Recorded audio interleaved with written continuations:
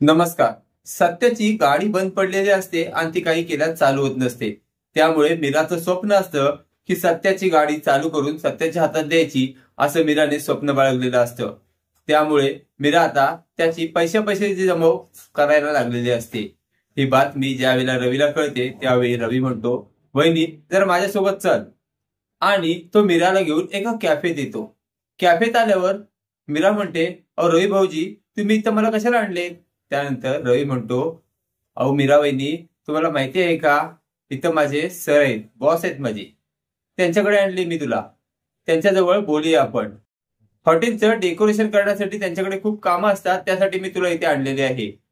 त्यावेळी मीरा म्हणते, मी कधी हॉटेलचं डेकोरेशन केलं नाही, मला कसं जमणार?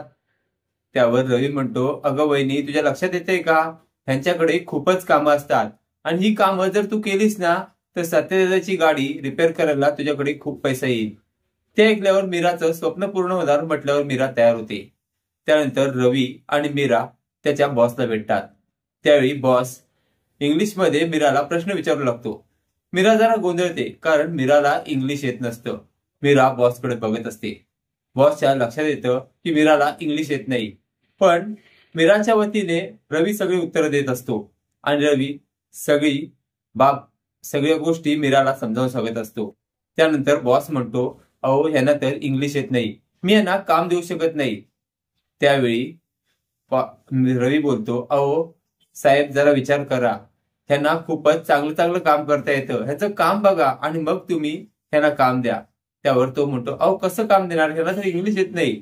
त्यावर रवी म्हणतो, अहो यांचं एकदा काम बघा, पसंत पडलं तर तुम्ही यांना काम द्या. त्यानंतर रवीचा बॉस तयार होतो. आता मीराला खूप मोठी ऑर्डर मिळालेली असते. मीरा खूपच खुश असते. आता मीरा सत्याचं स्वप्न पूर्ण करणार आहे.